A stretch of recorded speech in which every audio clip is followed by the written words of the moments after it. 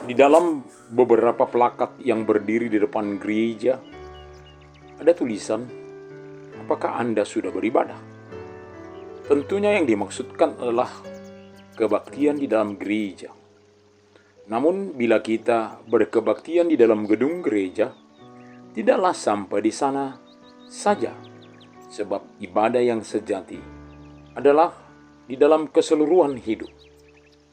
Di dalam bahasa Yunani, latria mempersembahkan totalitas hidup kepada Tuhan yang nyata dalam sikap hidup juga terhadap sesama. Selamat hari Minggu 21 setelah Trinitatis, Bapak, Ibu, Saudara-saudara, anak-anak kami yang terkasih. Mari kita bersuka cita dengar akan firman Tuhan yang selalu menyegarkan kehidupan kita. Immanuel, kita berdoa. Damai sejahtera Allah yang melampaui segala akal akan memelihara hati dan pikiranmu dalam Kristus Yesus. Amin.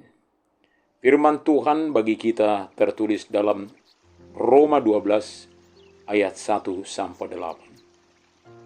Karena itu, saudara-saudara, demi kemurahan Allah, aku menasihatkan kamu supaya kamu mempersembahkan tubuhmu sebagai persembahan yang hidup, yang kudus dan yang berkenan kepada Allah.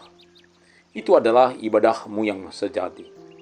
Janganlah kamu menjadi serupa dengan dunia ini, tetapi berubahlah oleh pembaharuan budimu, sehingga kamu dapat membedakan manakah kehendak Allah, apa yang baik, yang berkenan kepada Allah, dan yang sempurna. Berdasarkan kasih karunia yang dianugerahkan kepadaku, aku berkata kepada setiap orang di antara kamu, janganlah kamu memikirkan hal-hal yang lebih tinggi daripada yang patut kamu pikirkan. Tetapi hendaklah kamu berpikir begitu rupa, sehingga kamu menguasai diri menurut ukuran iman yang dikaruniakan Allah kepada kamu masing-masing. Sebab sama seperti pada suatu tubuh kita mempunyai banyak anggota, tetapi tidak semua anggota itu mempunyai tugas yang sama. Demikian juga kita walaupun banyak adalah satu tubuh dalam Kristus, tetapi kita masing-masing adalah anggota yang seorang terhadap yang lain. Demikianlah kita mempunyai karunia yang berlain-lainan menurut kasih karunia yang dianugerahkan kepada kita. Jika karunia itu adalah untuk bernubuat, baiklah kita melakukannya sesuai dengan iman kita. Jika karunia itu untuk melayani, baiklah kita melayani. Jika karunia itu untuk mengajar, baiklah kita mengajar.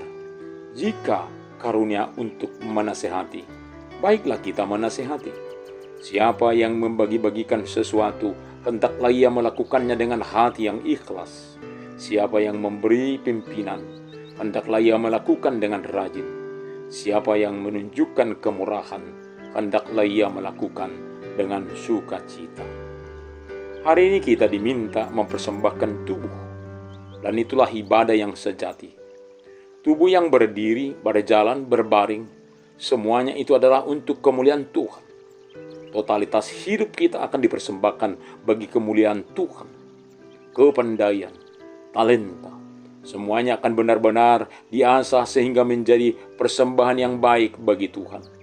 Maka tubuh tidak diberikan kepada hal-hal yang bertentangan dengan kehendak Allah.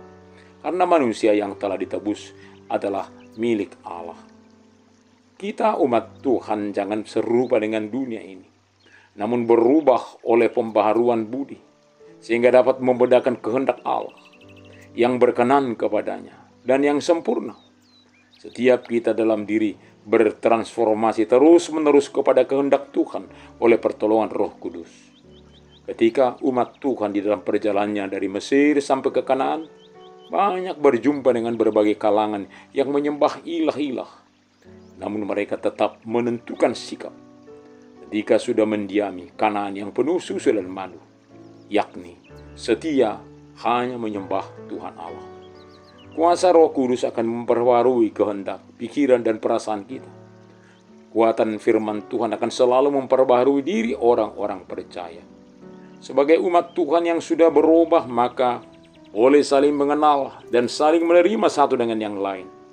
Segala sesuatu yang Tuhan anugerahkan bagi kita tentunya bukan untuk disombongkan sebagai suatu kelebihan, namun akan dipakai untuk berbagi, saling mengisi, dengan sesama. Berbagai karunia yang kita terima dan akan kita pakai untuk membangun jemaat. Semua karunia yang diterima dan akan dipakai dalam sukacita untuk kemuliaan Tuhan. Bagi setiap orang, ada karunia pemberian Tuhan. Mari kita pakai sepenuhnya untuk boleh saling menopang yang satu dengan yang lainnya. Jika karunia itu adalah untuk bernubuat, baiklah kita melakukannya sesuai dengan iman kita. Jika karunia itu untuk melayani, baiklah kita melayani. Jika karunia untuk mengajar, baiklah kita mengajar. Jika karunia untuk menasihati, baiklah kita menasihati. Berbagai pemberian Tuhan akan menjadi berkat bagi dunia. Juga benar-benar profesional. Maka dikatakan, siapa yang membagi-bagikan sesuatu, hendaklah ia melakukannya dengan hati yang ikhlas. Siapa yang memberi pimpinan, hendaklah ia melakukannya dengan rajin. Siapa yang menunjukkan kemurahan, hendaklah ia melakukannya dengan sukacita. Itulah semua menjadi praktek kita dalam ibadah yang sejati. Amin, kita berdoa. Terima kasih Bapa, terpujilah Engkau untuk berkat yang kami terima. Kami telah ditebus dari keberdosaan kami. Biarlah kami dalam perjalanan di hari-hari ini boleh mempersembahkan tubuh kami menjadi kemuliaan bagi Tuhan.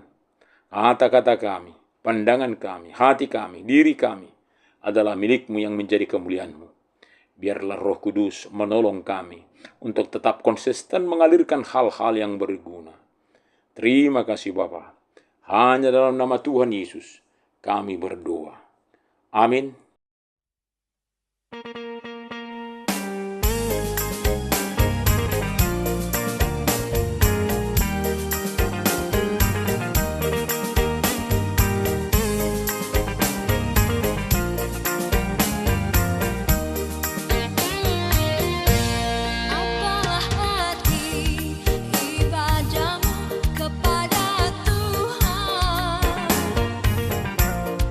Bila Dia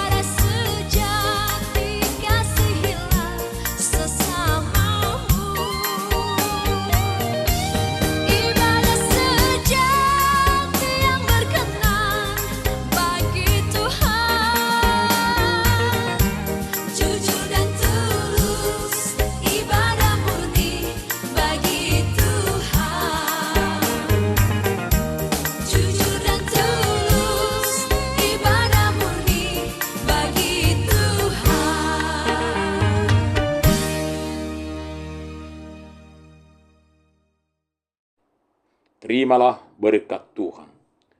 Tuhan memberkati engkau dan melindungi engkau. Tuhan menyinari wajahnya kepada engkau dan memberi engkau kasih karunia.